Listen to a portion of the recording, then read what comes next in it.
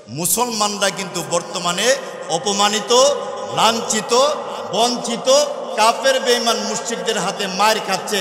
এর দুইটা কারণ আজ থেকে প্রায় 1500 বছর আগে আমার নবী বলেছেন। এক নম্বর কারণ হইল মুসলমানরা এককভাবে তার চেয়ারের আধিপত্য বিস্তার করতে চায়।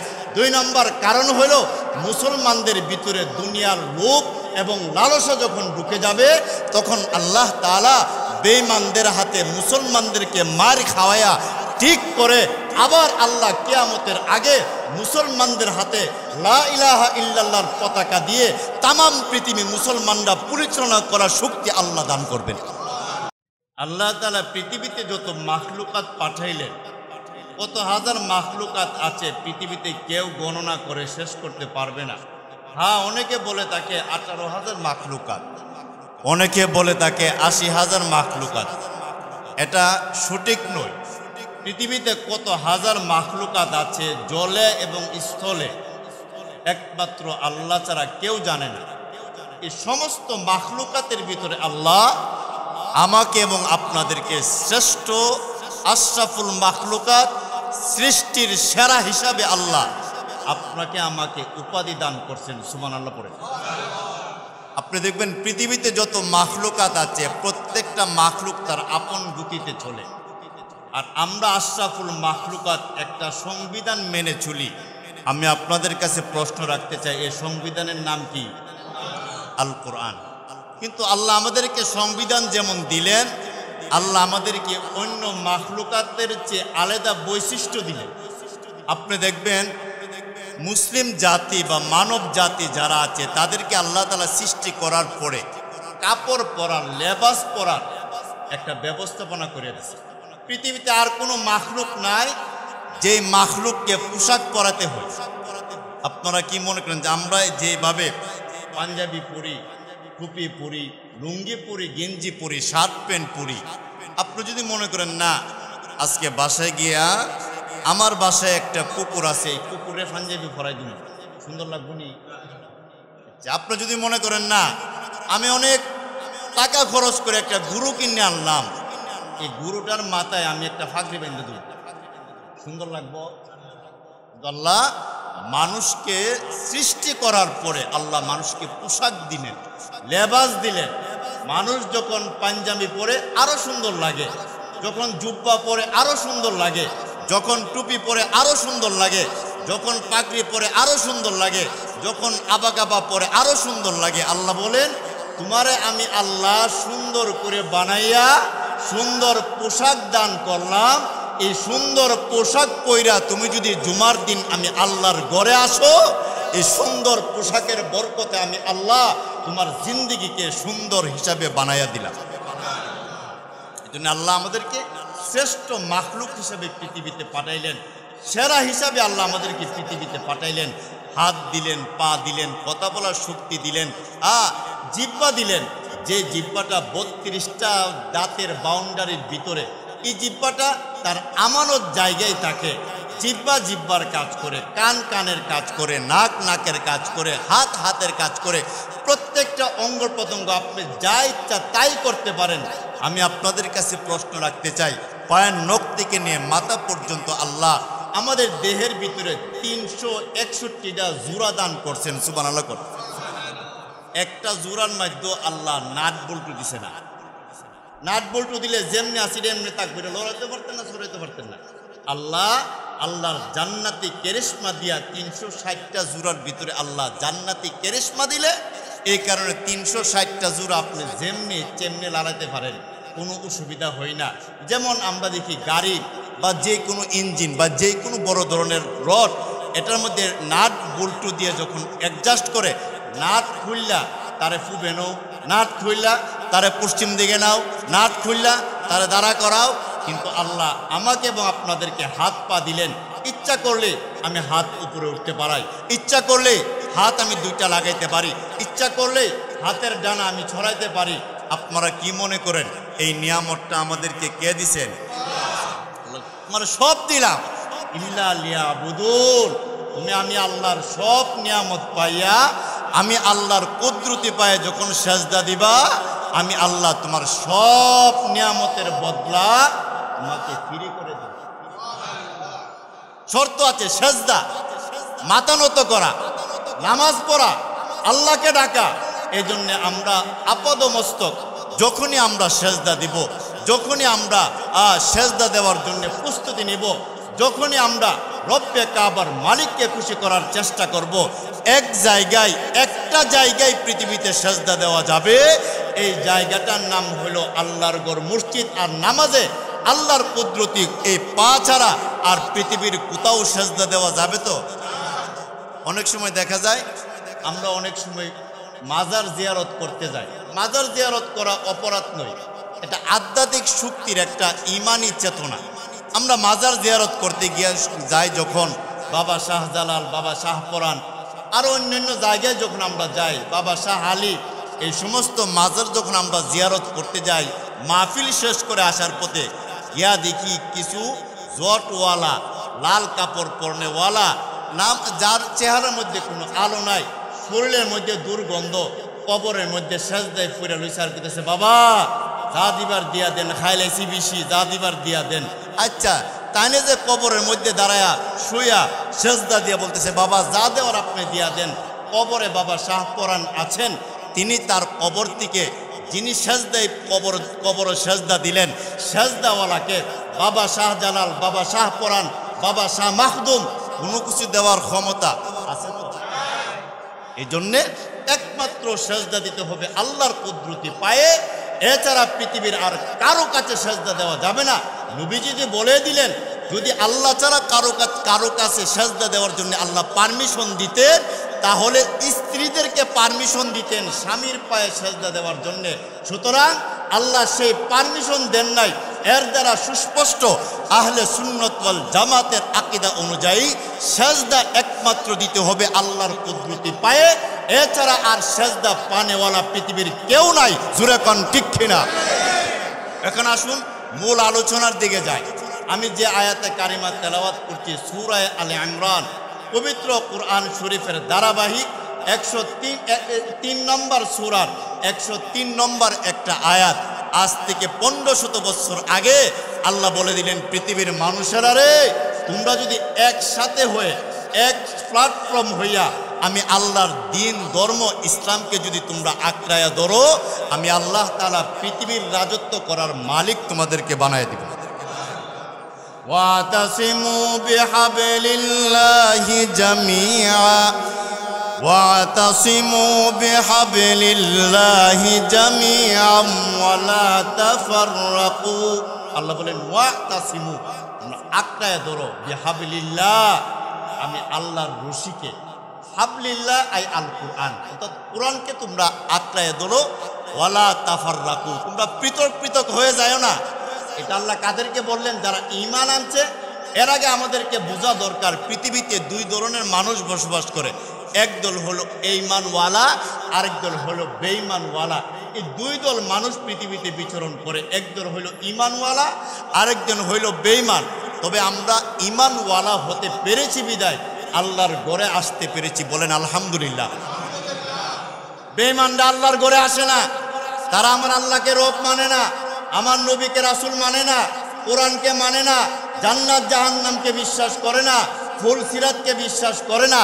যাই হোক, না করলে নাই, কিন্তু আমরা আল্লাহ এবং রাসূলের দেওয়া আপাদমস্তক যা বিধান আছে, চুল পরিমাণকে আমরা অস্বীকার করি না, 100% আমরা মেনে নেই। তবে হ্যাঁ, আমাদের মধ্যে এমন একটা জিনিস আছে পরিপূর্ণ আমরা মানতে পারি না, তবে আল্লাহ এবং তার রাসূলের দিনকে 100% বিশ্বাস করি। তো বিশ্বাস করি, এর নাম ঈমান।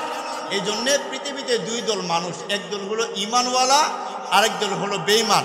আল্লাহ আমাদেরকে ঈমানদারদেরকে বলতেছেন, ওয়াতাসিমু, আমি আল্লাহ তাআলা তোমাদেরকে একটা রশি দিলাম, বিহাবলিল্লাহ, পাকড়ায় ধরো, জাপায়া ধরো, টাইট করে ধরো, বিহাবলিল্লাহ আই আল কোরআন আই আল হাদিস।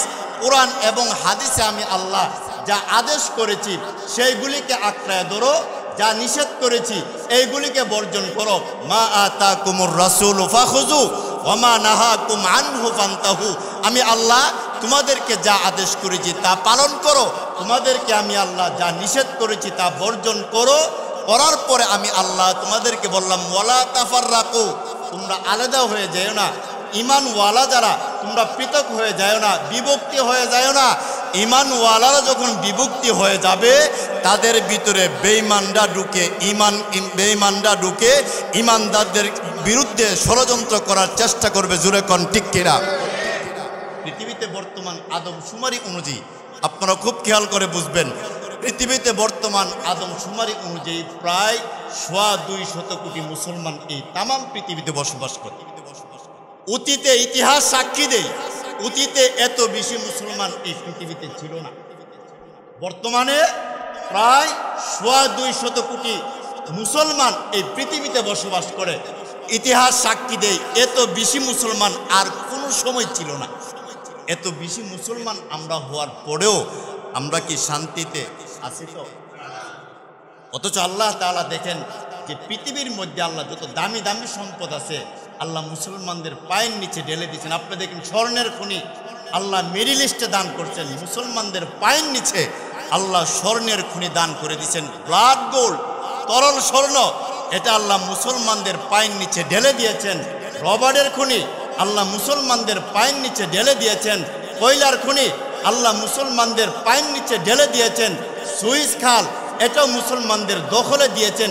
পৃথিবীর সব তৈলের খনি, যে তৈল ছাড়া বিমান আকাশে উঠতে পারে না, গাড়ির চাকা ঘুরতে পারে না, যে তৈল ছাড়া তাম পৃথিবী অচল, সে তৈলের খনিও আল্লাহ মুসলমানদের পায়ের নিচে ঢেলে দিয়েছেন। স্বর্ণ মুসলমানদের দখলে, ব্লাড গোল্ড মুসলমানদের দখলে, তৈল মুসলমানদের দখলে, রাবার্ট মুসলমানদের দখলে, কয়লা মুসলমানদের দখলে, সুইস খাল এটাও মুসলমানদের দখলে।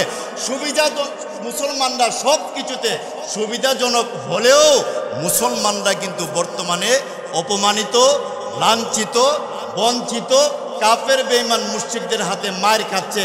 এর দুইটা কারণ আজ থেকে প্রায় 1500 বছর আগে আমার নবী বলেছেন। 1 নম্বর কারণ হইল মুসলমানরা এককভাবে তার চেয়ারের আধিপত্য বিস্তার করতে চায়।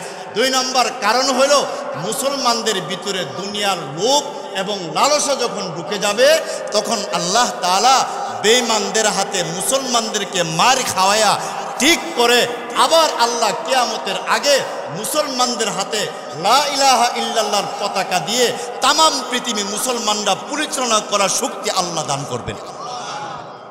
এখন আমরা বেঈমানদের হাতে মার খাই, কারণ হইল আমরা আমাদের দোষে মার খাই।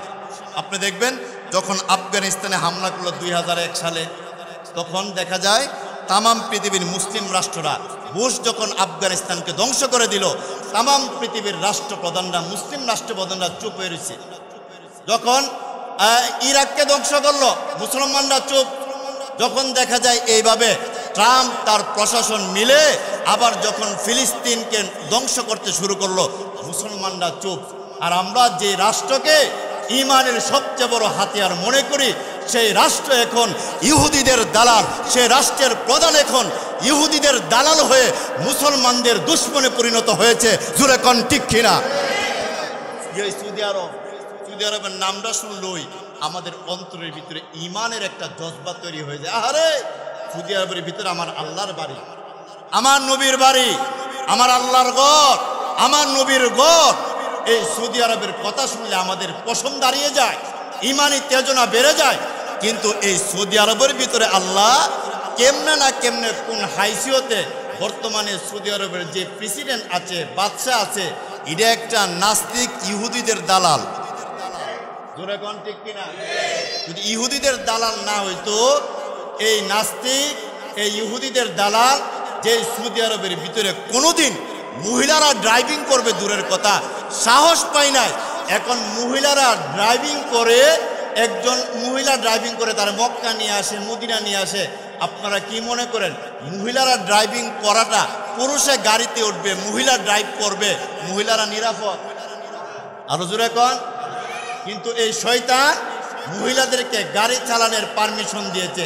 শুধু তাই নয়, সে আরো বড় বড় কাজ করেছে। যে সৌদি আরবের ভিতরে কোনো নর্তকী যে সৌদি আরবের ভিতরে যাওয়ার কোনোদিন অনুমতি পায় নাই, নিষেধা ছিল যে সৌদি আরবের ভিতরে নর্তকীরা এসে নর্তকী করতে পারবে না।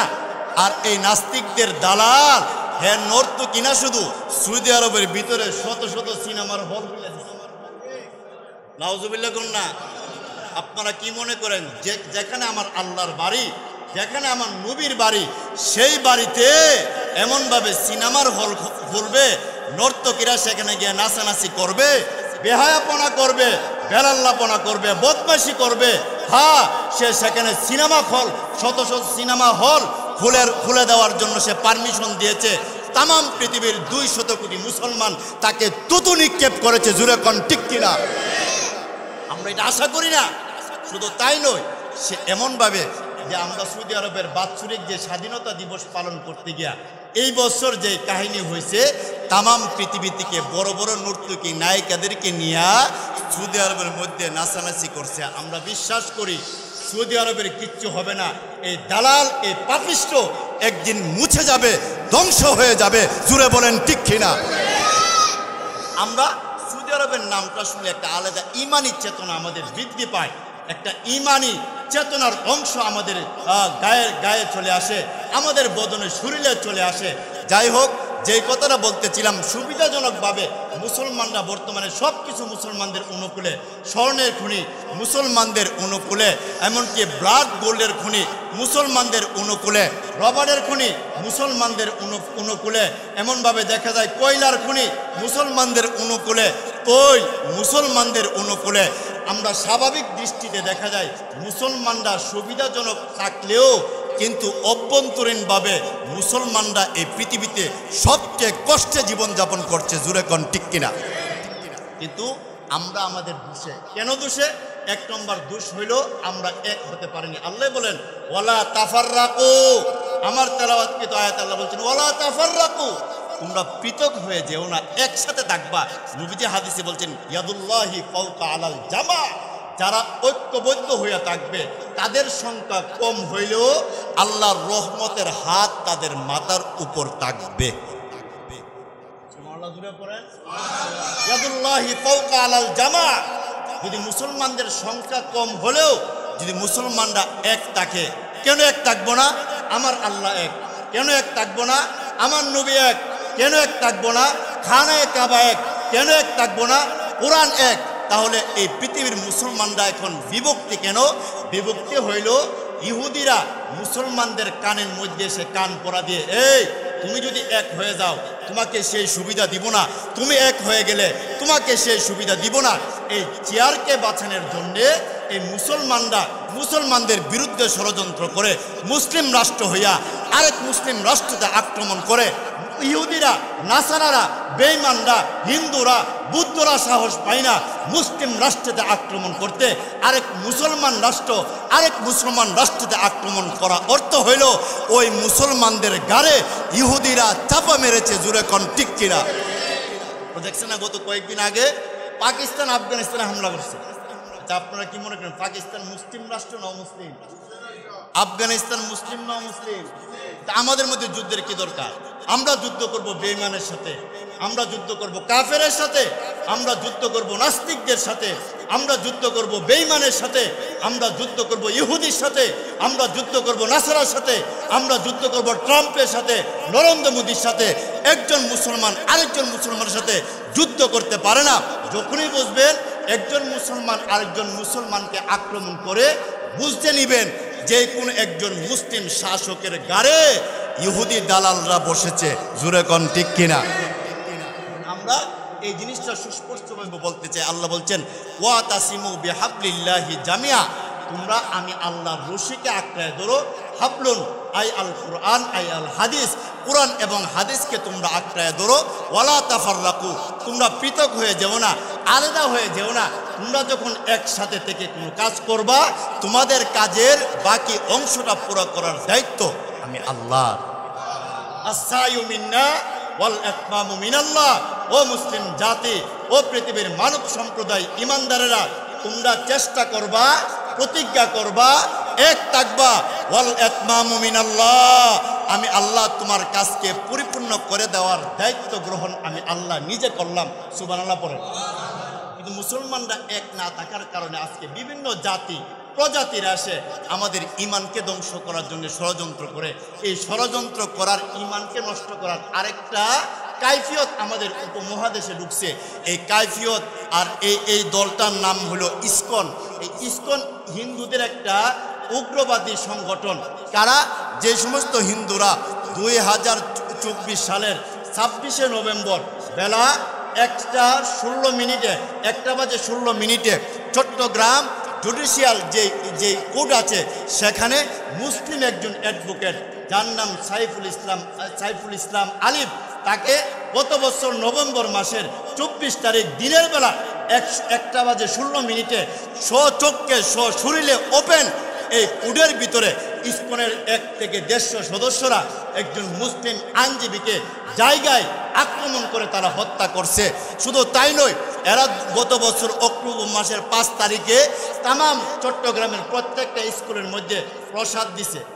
প্রসাদ মানে হলো হিন্দুদের একটা নাস্তা। প্রত্যেকটা স্কুলে তারা প্রসাদ দিছে।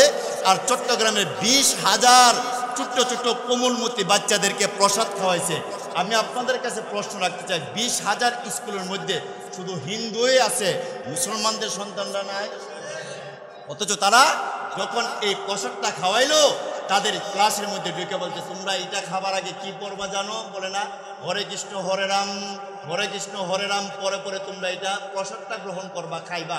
আপনারা কি মনে করেন মুসলমানরা যখন কোনো জিনিস খাবে বিসমিল্লাহি ওয়া আলা বারাকাতিল্লাহ বিসমিল্লাহ বলে খাবে, মুসলমানদের সন্তানের জেহেনের ভিতরে হরে কৃষ্ণ হরে রাম ঢুকায়া যারা দেয় তারা হইল ইসকন নামক সন্ত্রাসীরা।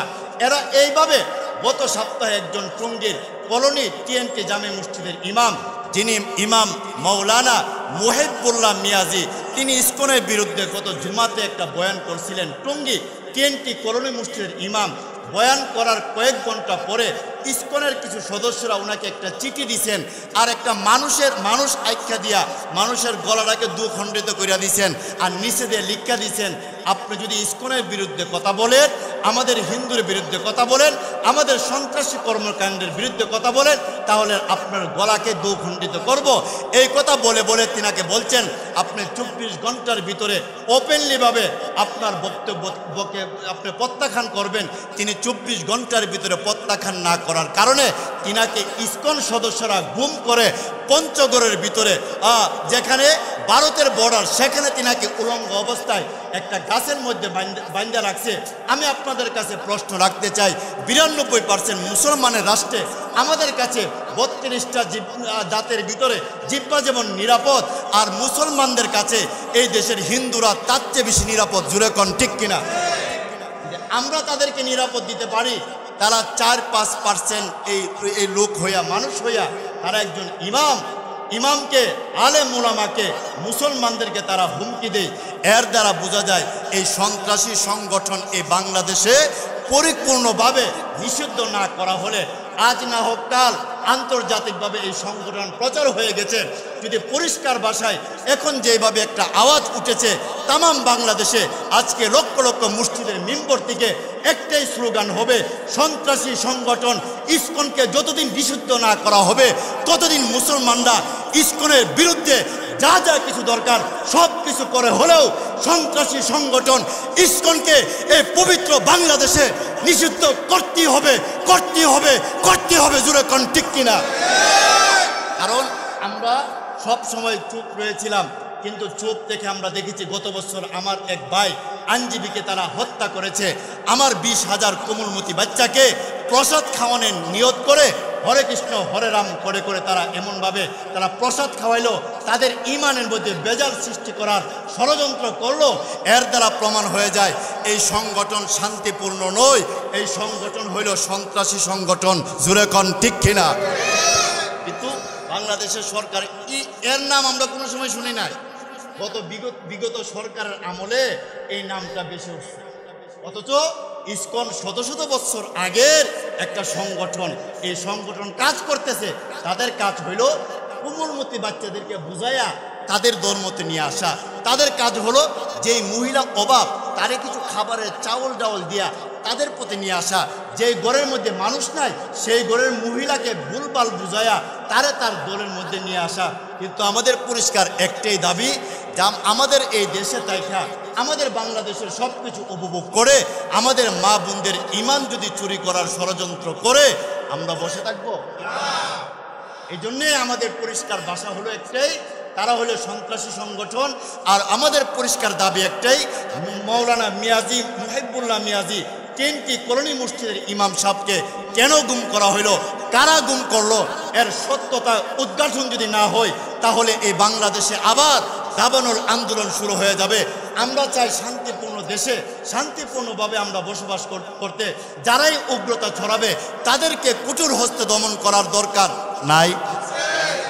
এই কিন্তু এরা অনেক বড় একটা টার্গেট নিয়ে এরা বাংলাদেশের মধ্যে কাজ করতেছে। এদের সবচেয়ে বড় নেতা ছিল চিন্ময় কুমার দাস, বর্তমানে যিনি জেলখানাতে আছে। সেখানে বসেও সে ষড়যন্ত্রের জাল আঁকে, ষড়যন্ত্রের সিস্টেম আঁকে। আর তারে ষড়যন্ত্রের চাপটা দেয় আমাদের পাশের রাষ্ট্রে যে দাদাবাবুরা আছে, এই দাদাবাবুরা সেখান থেকে লাপায় আর বলে আপনারা চিন্ময় দাসকে কেন গ্রেফতার করলেন?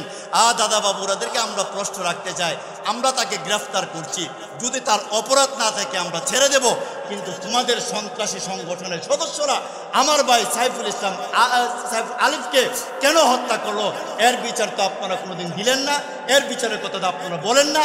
এর দ্বারা বোঝা যায় আমাদের বাংলাদেশের উপরে বাহিরের চক্রান্ত, দাদাদের চক্রান্ত অতীতেও ছিল, এখনো আছে, ভবিষ্যতেও থাকবে। আমরা যদি সজাগ না থাকি ইমান নিয়ে কবরে যেতে পারবো না। আমরা যদি প্রতিবাদ না করি মসজিদ মাদ্রাসা বন্ধ হয়ে যাবে। আমরা যদি প্রতিবাদ না করি আজান বন্ধ হয়ে যাবে, কোরআন তেলাওয়াত বন্ধ হয়ে যাবে, নামাজ বন্ধ হয়ে যাবে, ইমান নষ্ট হয়ে যাবে। এই জন্য আমরা এই কথাটাই বিশ্বাস রাখি, যারা ইসলামের পক্ষে ইসলামের বিপক্ষে ষড়যন্ত্র করবে না, আর আপন আপন ধর্ম পালন করবে, তাদের বিরুদ্ধে আমাদের কোনো কথা নয়। আর যারা ইমান নষ্ট করার জন্যে, মসজিদ মাদ্রাসা বন্ধ করার জন্য ষড়যন্ত্র করবে, আমরা বসে থাকবো? এই জন্যে আমাদের পরিষ্কার দাবি, এই সংগঠনকে আওয়ামী লীগ সরকারের সময় এই আদালতে আইন উঠেছিল বন্ধ করবে, কিন্তু সরকার তাকে নাই, তাদেরকে নিষিদ্ধ করতে পারে নাই। এখন যারা সরকারে আছেন তাদের কাছে আমাদের দাবি, যদি তারা আইনানুগভাবে তাদেরকে পরীক্ষা নিরীক্ষা করে, যদি তারা প্রকৃতপক্ষেই সন্ত্রাসী দল হয়ে থাকে, বাংলাদেশে তাদের কোনো জায়গা নাই। এটা আমাদের পরিষ্কার কথা। কিন্তু আমরা মুসলমানরা এক না থাকার কারণে আপনি দেখেন হিন্দু, বৌদ্ধ, খ্রিস্টান ঐক্য পরিষদ আছে, হিন্দু, বৌদ্ধ, খ্রিস্টান ঐক্য পরিষদ আছে। এদের গায়ের মধ্যে যদি কেউ টুকনি দেয়, এইভাবে আঘাত করে, দাদাবাবুরা সহ ওই বিদেশি সাদা সাদা মানুষরা সাথে সাথে প্রতিবাদ করে, কি করে না? তাদের একটা মেয়ের যদি আপনি এইভাবে টোকা দেন, দূর থেকে মানবাধিকার অফিস থেকে খবর আসছে, আমেরিকা থেকে আসছে, লন্ডন থেকে, ব্রিটেন থেকে, অথচ তাদের এই হিন্দু একটা পিশাচ গত 10-15 দিন আগে আমাদের কালিয়াকুরের এক নাবালক বাচ্চাকে তারা দর্শন করেছে। শুধু দর্শন করে নাই, 3টা পিশাচ জানোয়ার 3 দিন তাকে ঘরে রেখে, আটকে রেখে তার নির্যাতন করে শারীরিকভাবে তার অবক্ষয় ঘটায় দিছে। আজও পর্যন্ত কোনো মানবাধিকার, কোনো নারী গোষ্ঠীরা, আজও পর্যন্ত কোনো বিধর্মীরা এর প্রতিবাদ করে নাই। এর দ্বারা প্রমাণ হয়ে গেল তাদের পক্ষে আসলে তারা হা, তাদের বিপক্ষে গেলে তারা না। এরকম বৈষম্য এই বাংলাদেশে চলবে না। এই বাংলাদেশ হলো স্বাধীন দেশ। যারাই অন্যায় করবে, যে কোনো ধর্মের, যে কোনো বর্ণের হোক, তার বিরুদ্ধে আর কেউ না দাঁড়ায়, মুসলমানরা দাঁড়াবে। জুড়ে বলেন ঠিক কিনা? বলি না, কোরআন এবং হাদিসের ভাষায় হলো, যিনি কোরআন এবং হাদিস, আল্লাহকে ডাকতে, নামাজ পড়তে যতটুকু জ্ঞান দরকার ততটুকু যিনি জানেন না, কোরআনের ভাষায় তারে মূর্খ কই। আপনি অনেক বড় শিক্ষিত, আপনি অ্যাডভোকেট, LLB পাস, MPhil করছেন, PhD করছেন, আপনি সব করছেন, বাবার জানাজার নামাজটা আপনি পড়াইতে পারেন না। আপনি দুনিয়াবি শিক্ষিত, আপনি ইন্টারন্যাশনাল শিক্ষিত হতে পারলেন? যেরকম পারলেন। অনেক বড় বড় নেতাদের খবর আমাদের কাছে আসে।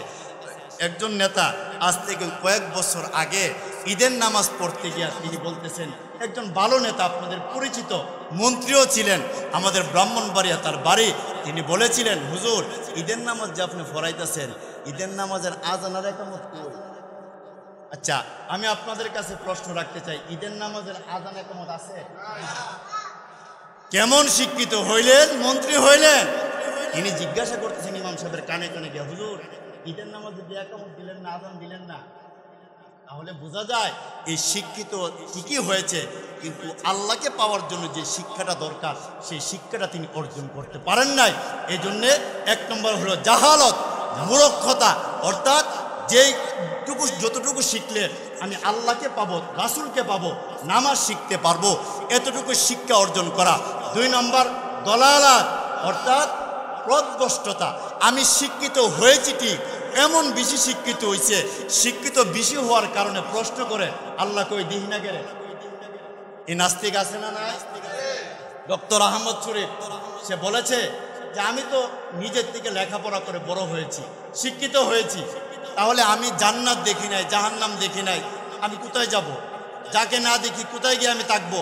তিনি তার সন্তানদেরকে বলেছেন, এ আমার সন্তানেরা, আমি ইন্তেকাল করার পরে আমার লাশটা হসপিটালের মর্গে রেখে দিবা, কবর দিবা না। আমি কবরকে বিশ্বাস করি না। আপনারা কি মনে করেন? ডক্টর হয়েছে, ডাক্তার হয়েছে, শিক্ষার সর্বোচ্চ শিখরে পড়েছে, সুশিক্ষা অর্জন করছে তো? সুশিক্ষা অর্জন না করার কারণে সে বলে আমি জান্নাত দেখি নাই, জাহান্নাম দেখি নাই।